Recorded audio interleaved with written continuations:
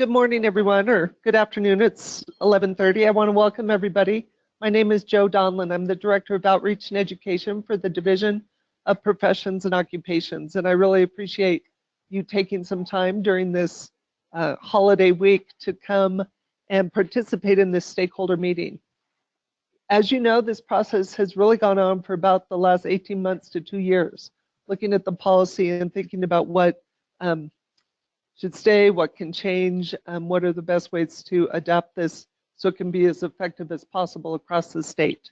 But I did want to just let you know a little bit about process after this meeting, that the multidisciplinary policy work group, the stakeholder feedback that we get today, will be presented to that work group for one more time and they will evaluate it. Then it will move into the process of board approval, and each prescribing board will have their own process for approving this policy. It is not a rule-making hearing because it's not a rule. So I just wanted to make you aware of that they won't have formal testimony at those meetings necessarily. But I did want to let you know that we hope that the boards can all look to adopt this in their meetings during the first quarter of 2018. So I just wanted to give you those dates if they're of interest to you. The medical full board meeting will be February 15th. The veterinary board, February 15th. The dental, January 17th. The nursing board, January 31st. The pharmacy board, January 18th.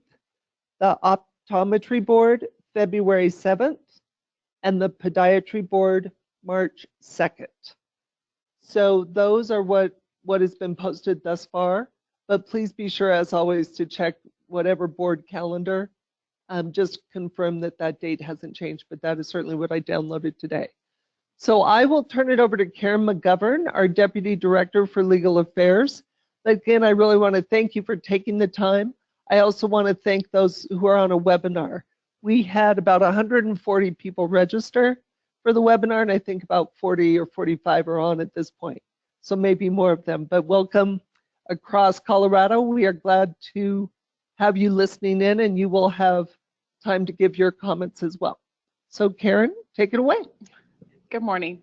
Thank you all for joining us. We are very excited as we near the end of our process with this policy. We had, as Joe said, we had a number of stakeholder meetings before we even started.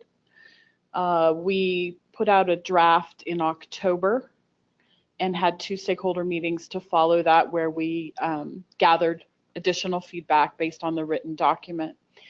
The policy work group, which is comprised of a board member from each of the prescribing boards, then met, made revisions based on stakeholder suggestion, and then we put this policy back out. The main differences for this policy versus our 2014 policy were that we tried to, obviously we tried to update it so that it was consistent with current policy, current guidelines, sort of the current thinking. But also we wanted to make sure that it was more, I'm going to say, streamlined and more user-friendly this time. We also wanted to include the why. So the last time we had a bunch of suggestions, you know, you should do this, you should do that, but we didn't really explain why. So this time you'll note that this policy is heavily footnoted, so that for every suggestion, you can find the research or the data that explains the why. Why are the boards thinking this way? We have some of the confusion with the policy that I always like to just start out with is that some people read this and they believe that it's the law. This is not the law, it is a policy. In the regulatory world, a policy is guidelines. It's the board's thinking on a topic. It gives you an insight into how boards look at issues. When we had the stakeholder meetings before, we still seemed to have a lot of confusion, so we changed the name. We thought, okay, instead of calling it the policy, for the safe prescribing. We're going to call it guidelines, so people understand these are just guidelines. They are to provide prescribers sort of an educational tool so that they have a framework to look at. In these guidelines, we want to make sure that people understand that these are guidelines for adults. These are for adults who suffer pain, patients who are 18 and older. For pediatric patients, doctors should consult a pediatric specialist, either a pediatrician or a family medicine doctor who takes care of children under 18. These guidelines don't apply. These guidelines don't apply to pregnant women or women who are engaged in family planning. If you are a physician and you're treating someone who's pregnant or who is planning to become pregnant or who is breastfeeding, you should consult with an obstetrician gynecologist. These guidelines don't apply to people who are suffering current cancer pain. That's different. They don't apply to people who are being treated with palliative measures. We went ahead in these guidelines and we set this forth. And earlier we had that in a footnote, but people still didn't, they weren't seeing it. So we put it in the preamble, and it talks about, for the purpose of this policy, chronic pain refers to pain that lasts 90 days or beyond the time of normal tissue healing and is non-terminal. It does not include conditions such as cancer, scleroderma, multiple sclerosis, muscular dystrophy, rheumatoid arthritis, or any other condition that may require palliative or end-of-life care. We've also defined palliative care because I think some people have a different view of it. So when we say palliative care in this policy, we say it's care that provides relief from pain and other symptoms, supports quality of life, and is focused on patients with serious advanced illness. So we want to make sure people understand we are not suggesting that people who are undergoing palliative treatment be removed from their opioids or have their opioids reduced. This is for other pain that doesn't meet that criteria. The other issue that seems to cause a lot of consternation is that there is no limit to opioids.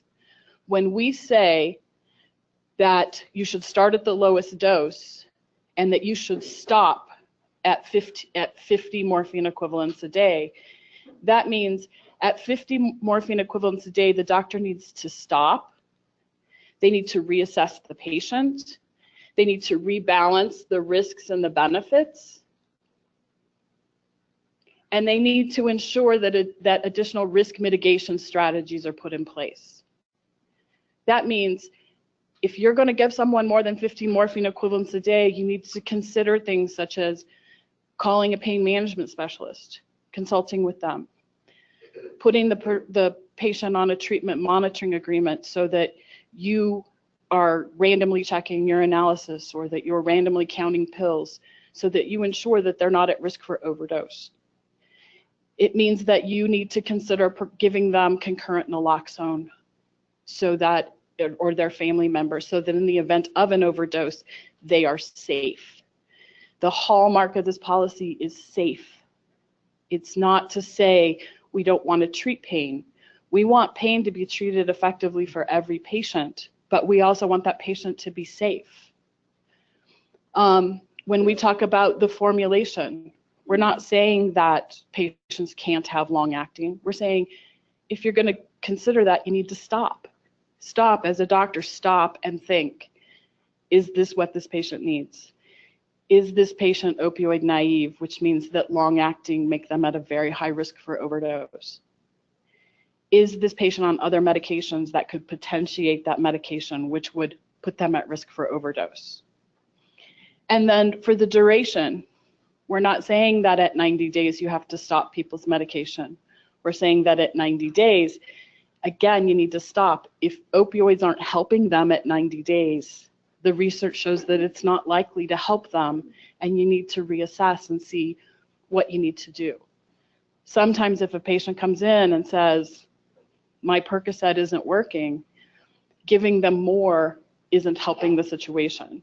And so really that's what this policy is we're giving you bright lines or times when you really need to stop and think about your next step with the patient. We also are pretty happy with this policy in that we spent a lot of time looking at alternatives to treatment with opioids, and would hope that it inspires some of the physicians to think outside the box and think about other treatments, or at least concurrent treatment with alternative therapies. We also put more detail in discontinuation and also mental health or concurrent behavioral health. In our appendix, we added more tools, different policies to look at, opioid dose calculators,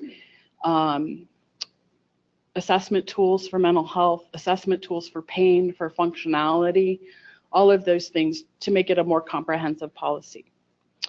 So with that, I'm going to turn it over, and I want to hear what you think about the policy and what you think we could change to make it better. Anybody?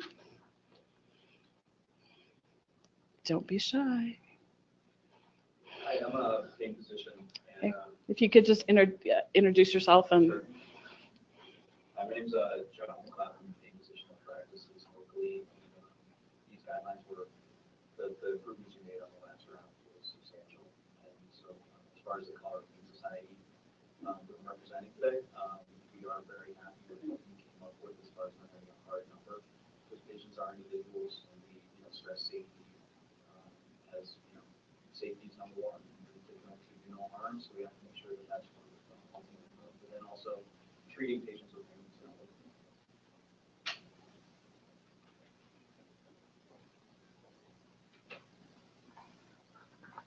Here you go.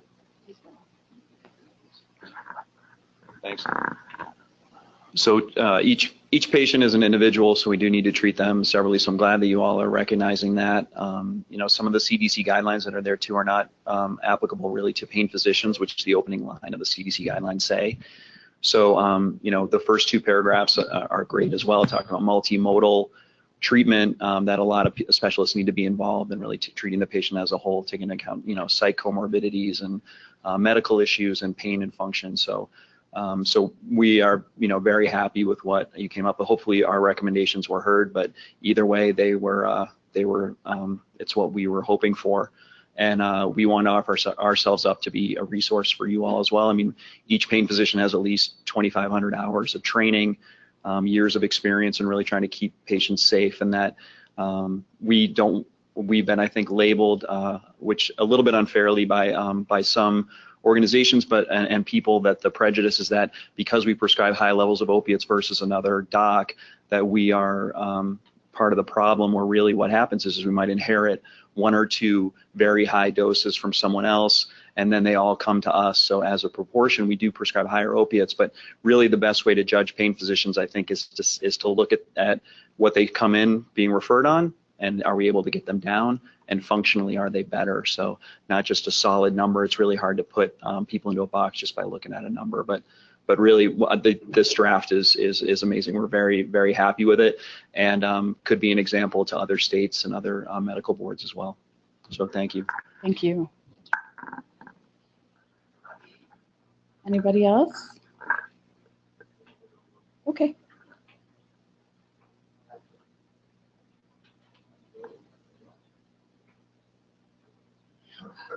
You're on speaker. You can go ahead and provide your feedback. Patrick? I was going to say I could not hear the question, but you got the microphone to him, so I appreciate it.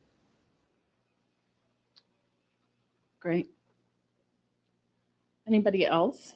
Come on, don't be shy. Okay.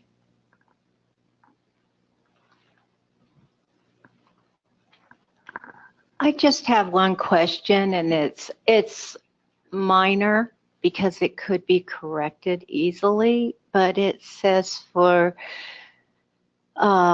functionality is the main reason why we're prescribing opiates to begin with. However, it also says in this policy that we should have random pill counts and also urine test. And I think that might be a little bit better described because there has been a lot of abuse in the urine test for opiates. Usually it's a very insignificant amount of physicians that do this, but we don't want to run into the problem that had been in the last couple years where we have more urine tests that equaled more the budget of the EPA. And also, if you're a patient that does not demonstrate any aberrant behavior for year on year end, I don't believe they should be penalized, but it doesn't say, you know, if and when you should do this. It kind of says you should and you shouldn't, but it doesn't end. Maybe we just need more time to qualify those words, in other words. So more clarity. Yeah, more clarity on that of when it's needed, because some patients do demonstrate a lot of aberrant behavior and are more risky. They're calling the doctor, they're running out of their pills, they've lost them, et cetera, et cetera. And another patient may never do this for year on to year end or ever even ask for more. And so it seems unfair to penalize them because some others have more risky behaviors. Okay, thank you. Appreciate that. I apologize, I've not read the guidelines. I'm just wondering, it's my opportunity to ask, is Sure. there any education for the patients, as you know, Yes. indicated in here, So and providers Sure. in behavioral health? yes, so we have we talk about developing and maintaining competence for the provider, and then we talk about, we have a big section this time which we thought we were actually pretty happy about with the patient education. And the patient education, we talk about that it should be a partnership with the physician about when to begin opioid therapy, and also, you know, at sort of each step of the way. But we're hoping at the beginning in the education, that's when the goals are set, the functional goals for the patient. We are hoping that the patient's educated that it doesn't really matter how many opioids you're given, there's still going to be some degree of pain, so that patients have a realistic expectation of the treatment. We're hoping that patients are educated on all the different alternatives to opioids, and really most importantly, that patients are educated as to the risk of opioids. Of addiction. Yes, the risk of And addiction, what that is? the risk of dependence. Some people use it interchangeably. Some, you know, I understand in mental health that they're two different things. The risk of, really the risk of death and overdose, and, you know, what are mitigators to, you know, making sure that doesn't happen. But we also incorporated that the suggestion that physicians include family members. You know, handing a patient naloxone isn't helpful because if they're overdosed, they can't give it to themselves. But bringing the family into the fold, or their friends or their support, it provides a safety net for people.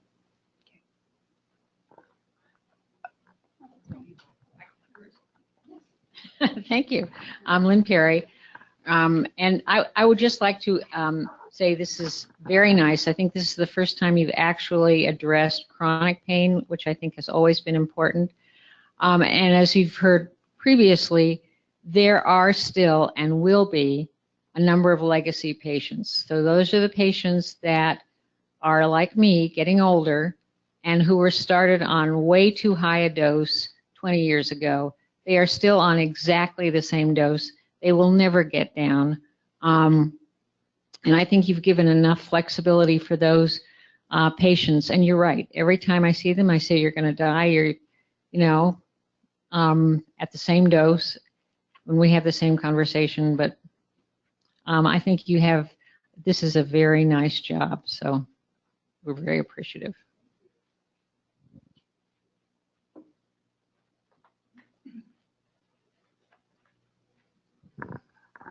Sorry, it's Jonathan Clapp again. Just if I'm talking too much, just let me know. But the education piece is big actually for docs too. So only 11.3 hours of medical training is dedicated to pain, which is woefully insufficient. This is more of a cultural thing and an institutional thing than really anything that's wrong with the docs or anything like that. Just we don't get the education where this is really the one field of medicine where anecdotal is okay and that's not okay. So no one would be comfortable prescribing insulin for a diabetic with 11.3 hours of training. So it really is critical that we, help improve that. And we're also, offering ourselves up to provide some resources. I even brought a couple books that were some good ones. So there's the FSMB approved book that I have here that's responsible opioid prescribing. And then the American Pain Society put out a really nice summary too. So it's principles of analgesic use, which is very good too. There's online resources that are also available in the FSMB. So the Federation of State Medical Boards has some good things for providers as well. So, but really right now we're not as doctors really prepared unless you seek it out on your own or get into a training program to really adequately treat pain, know all the tools that you have, basic basic concepts like opioid-induced hyperalgesia, opioid rotations, the newer medications that are out that are much safer, the atypical opioids. There's a lot of tools out there that unfortunately all we were really taught in training is typically NSAIDs and opioids, and that's it. So then there's a lot more to it. So so again, we're here for you all if you need help as far as guiding people as far as resources go. Okay, that's helpful. Would it be okay then if we add your contact information on the appendix under provider education? Well, I don't know if I'd be. Not your personal, but maybe the Pain Society. Yeah, we could do that. Okay. Yeah, we can just put something on our website. And if I can get the titles of those books, I can put them on there as well. Okay. Can I just say one thing about also in terms of education, Karen and I have certainly talked, and Nathan, our new director of external affairs, about how we will educate about the policy itself. That developing a strong communication plan that involves lots of opportunities for people to ask questions so that there's a much better understanding about what the policy is and frankly what it's not, so that people understand and can really use it as a tool to inform their prescribing practices.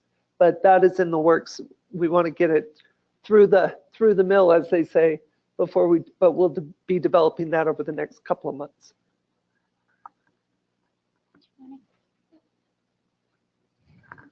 Hi, Shana Montrose, Kaiser Permanente.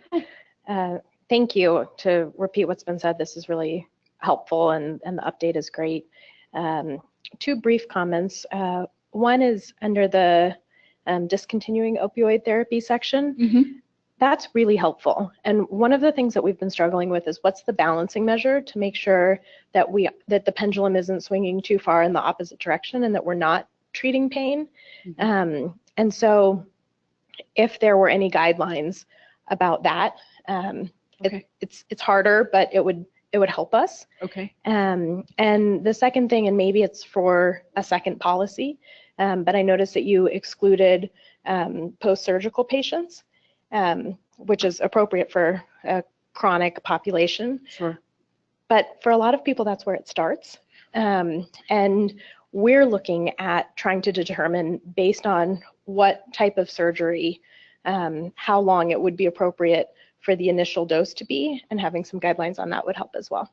Okay, I appreciate that. We looked at that and we went ahead and went with the CDC when they say non-traumatic, non-surgical, sort of the 3 to 7 day window for acute. But you're right. You're right. And sort of in this last sort of 18 months going around, I was actually, and hearing people's stories, I was actually quite, I hate to say amazed because it makes me seem like I've been in a cave, but at how many people who suffer opioid use disorder, who started on opioids for a broken leg or broken wrist, some of the problems that we have with diversion by healthcare workers.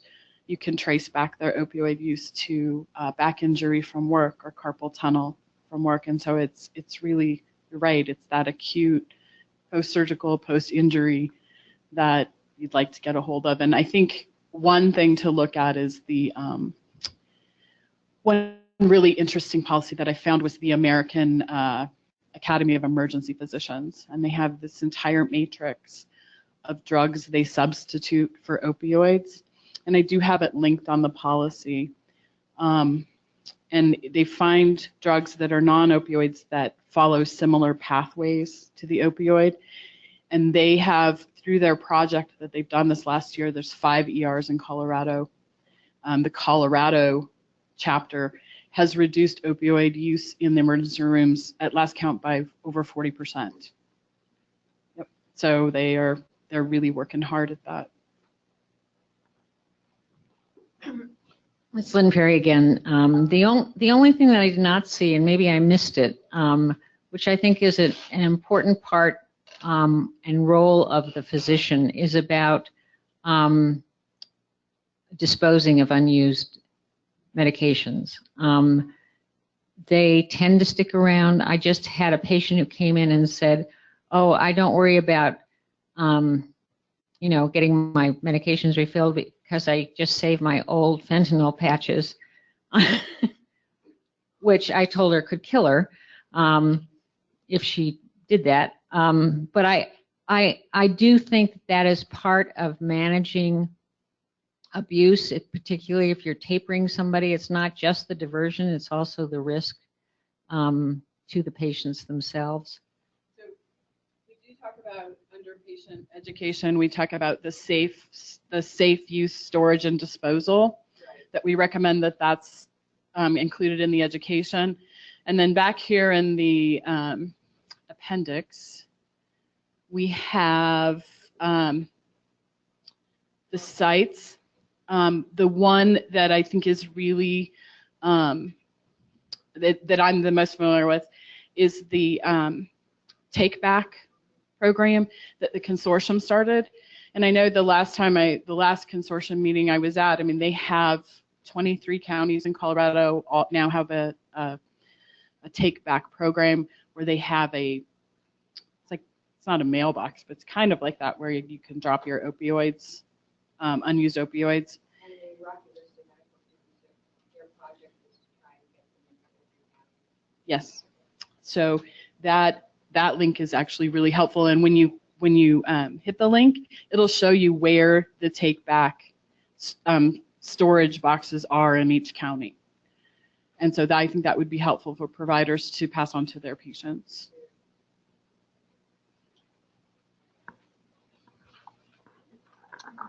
Dr. Patricia Little, I'm interventional pain management and opiate addiction medicine. I want to commend you guys again on the revision, and particular 2 aspects of it. One is dropping the morphine medical equivalents per day from 100 to 50. I think that it's quite apparent, both in the literature and my own decade of experience with principally chronic pain patients, who are on the beginnings of addiction, that below 60 milligrams of morphine equivalent, you're looking at more dependence typically, and above that, you're typically looking at more addiction. However, they cross over, and certainly there's some patients that are overusing at lower dosages, but typically it seems to separate at the 60 milligrams of morphine equivalent. So my buprenorphine dosing, which I've used for a decade for pain, even before it was on the market for pain, is also separating on that basis, and it tends to be reliably 2 milligrams or less of buprenorphine or 900 micrograms of Belbuca, which is now on the market for pain twice a day, is more consistent with the, just a chronic pain patient that's using the medicine to aid their life versus addiction when they're over that. And certainly 18 milligrams or 16 milligrams, which some of the medical management doctors were using to say that was a pain patient, is really an addiction patient. So I think the 50 milligrams was a really good cutoff. I think that's a reliable differentiator typically between the typical dependent versus the typical addicted patient. So I want to commend you on that. I also want to point out that that dosage is relatively consistent with what has been reported mostly in the European literature, that opiates are often used as antidepressants in especially the addiction population, but not inconsistently among the chronic pain patients. It's hard to get them to admit that. It's hard for them to separate their chronic pain from depression, but it is suggested that there is an opiate receptor defect in these patients, and that's likely why they're more often in my clinic. Even as a pain patient with a better MRI than some patients who are walking around not on opiates with a much more significant problem in their spine, for example. And it typically pans out that the dosage of opiate that the psychiatrists in Europe are sometimes using for refractory major depression that's not responsive to SSRIs, SNRIs, are on these low dosages. I think it is important to note now to the second point, that you've included the risk factors for addiction, and one of those, and most significantly, is a history of abuse. And so in these patients, especially the opiate addiction patients, even more so than chronic pain, but it's almost 100% if I poll my patients, that significant traumatic stress is the etiology of the opiate sensitive depression, and also a refractory major depression that was discoverable in the lower portions of the prefrontal cortex as a cortisol-driven refractory major depression. So what I'm saying is, I think it's very, very important to note abuse. I think it's very, very important for primary care providers who are being sought out for these drugs to elicit and elucidate what is the patient who is the patient who has the request for opiates, what is their history, and then to deal with the trauma. And this is where the trauma therapists come into play. There's a lot of data with this type of neuropsychotherapy called memory reconsolidation, and EMDR being the most researched one.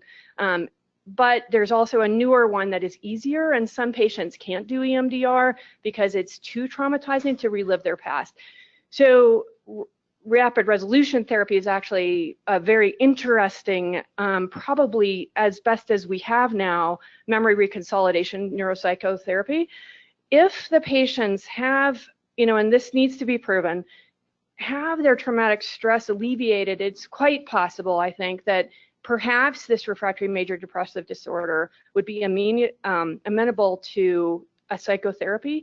And in fact, if they could have this done before their surgery, because this is not an insignificant portion of the population. In fact, in the ACE study, which is one of many studies on childhood trauma, 75% of the population has a score greater than 1 of 10 significant childhood abuse or neglect risk factors. So what I'm saying is that I'm glad you left it at 50, you lowered it to 50 milligrams. I think it's consistent with being able to probably treat some of these patients, because I think that's what addiction doctors and some chronic pain doctors are treating in this population. And I think if we deny that, we're not looking at the real situation. And that we need to do more research in some of these interesting and more effective neuropsychiatric interventions for trauma, which cognitive behavioral and other the intellectual psychology things just don't work for. And that might then be a segue into really treating the problem, because this is largely really not promulgated in the literature amongst the, the published public information, that the significant risk factor for addiction is trauma. And if you could alleviate the consequences of chronic anxiety, depression, unresolved grief, et cetera, of trauma, you could maybe ameliorate the risk initially.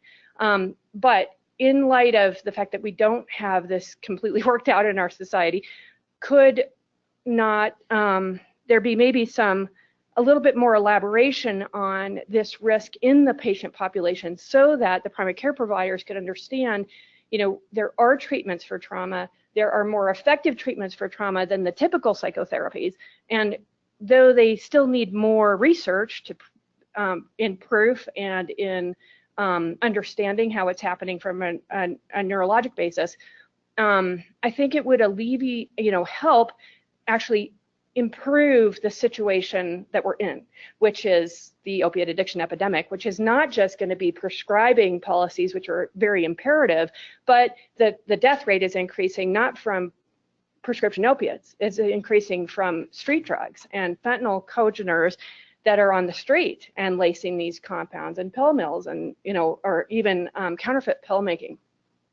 So what I'm trying to do is state, could you guys somewhat increase maybe some of the idea in this one section on assessing risk to give the providers even more tools to try to help these patients with trauma? Because what are we going to do from a societal standpoint to preventing child abuse and neglect and poverty, right? So much less, some things we can't prevent, like critical illness or grief. But there are successful neuropsychiatric treatments, and I think it should be maybe, hopefully, and this is my request, somehow circuitously referred to. Okay. So I do also teach at Rocky Vista, both on chronic pain for the resident physicians, chronic pain evaluation, treatment, and opiate addiction, and opiate neurochemistry. So I'm happy to also provide any education on the sort of nuances of what's happening in the brain, most likely in this situation. And am instigating and trying to work with one of the anesthesiologists in a big anesthesia group to try to prove some of these treatments and the superiority of buprenorphine in particular for helping prevent people going on to opiates after surgery. So a perioperative medicine protocol that I think will be groundbreaking because of the research that has been done in other countries on buprenorphine and even buprenorphine in the operating room, as well as this issue of the rapid resolution therapy for trauma. And I think if we can get those studies done, that will be groundbreaking for the United States because this is better known in the other countries. So just, I want to commend you guys, as well as just wonder if maybe I can offer something with respect to the specific risk factors and how can we ameliorate the risk before they're exposed, or allow the primary care providers to understand the complexities of prescribing these drugs in patients at risk. Thank you. I really appreciate that. That is that's helpful information. Oh, we just need the mic so the people on the webinar can hear that. I just want to thank you for connecting the mind to the body right there. That's integrated health. And I agree 100%. Some education for the prescribers, the docs who are meeting with these people. It's not just about, I'm appalled 11 hours, 11.3, whatever it was. At that, and on top of it, it's not just about a drug formulary. We're treating human beings, right?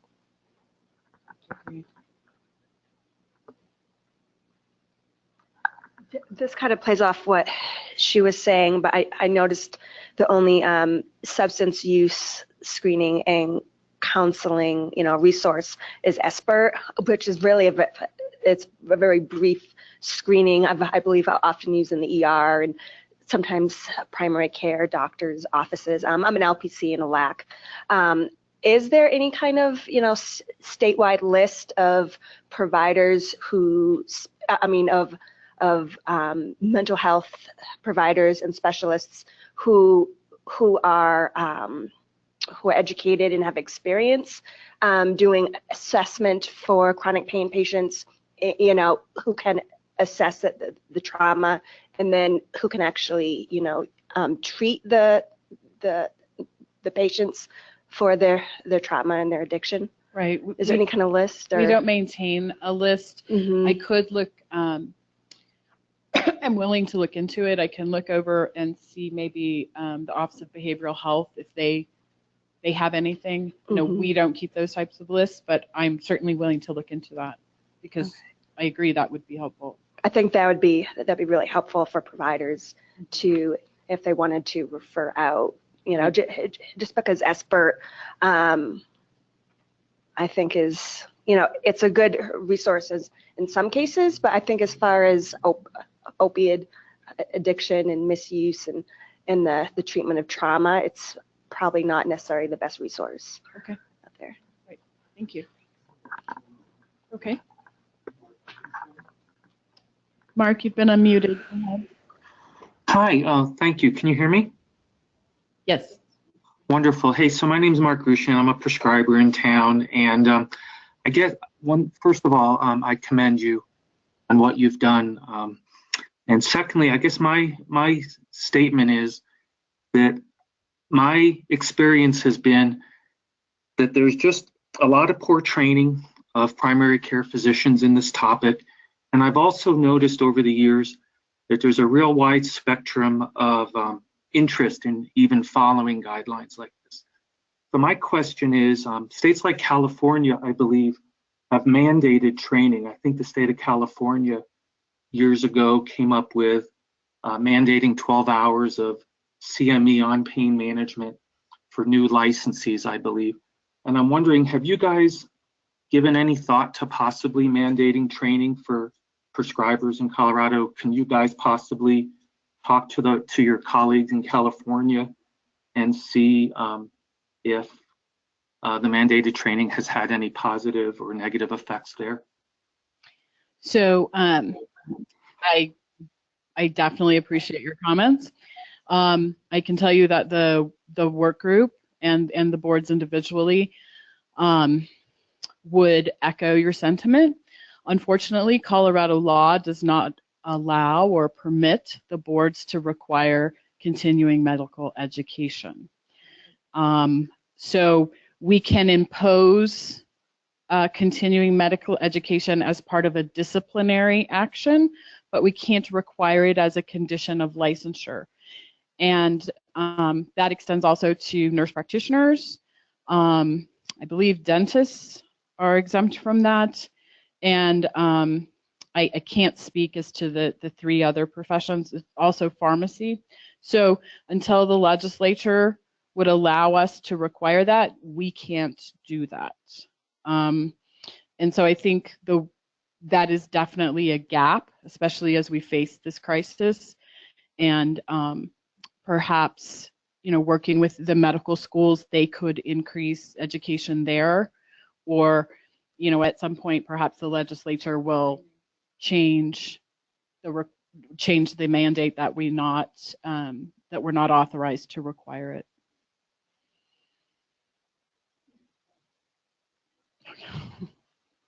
Do we have anybody else? Anybody here? Sorry, this is Jonathan Clapp again. So just 2 quick points to echo Dr. Little's sentiments. There are some really good statistics talking about chronic pain and coexisting anxiety, depression, and they're very dramatic, I would say, or very eye-opening as far as the link between the two.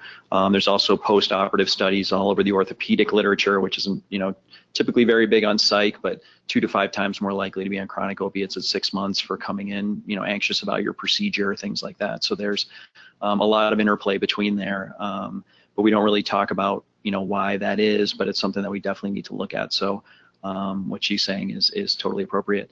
And then on another note, just something further down in the guidelines, it was talking about when you catch someone with aberrant behavior or is doing something with their medications, taking them out as prescribed, there's a very long list of people that need to be notified, and including like surrounding emergency rooms and urgent cares and pharmacies, and it's a lot. And I was wondering if there's a way, I think that because since the PDMP is now being run through DORA, is there a way to flag patients maybe in the PDMP with comments or something so that when anyone logs in that might be prescribing them, that would be a good resource to have if you could somehow flag a patient in there, because I don't know how HIPAA guidelines come into it, but if you start calling around and saying, hey, watch out for this guy who may or may not have been there, I would say we'd be in probably a lot of trouble. Maybe not from you, but from some other places. But so just 2 points. Sure, and that's something I can certainly take back to the PDMP administrator. I will tell you that I have no idea how all those electronics work, but our administrator does.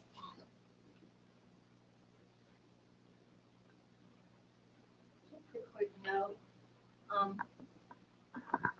I'm Barbara White, and I have questions from people that are taking opiates every day, and I'm just a patient.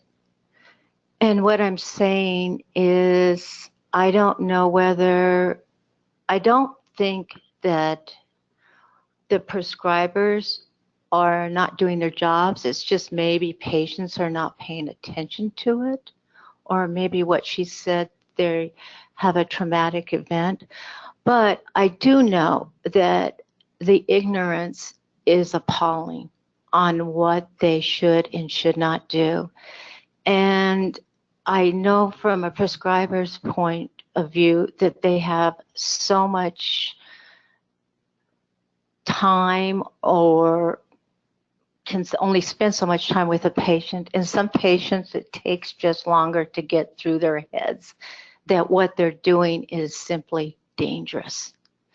And I think that maybe we should expand something to where a patient knows more really what they should do, even if it comes in to be a simple test before they give opiates, so they truly understand what they are doing before they agree to opiate therapy. Thank you.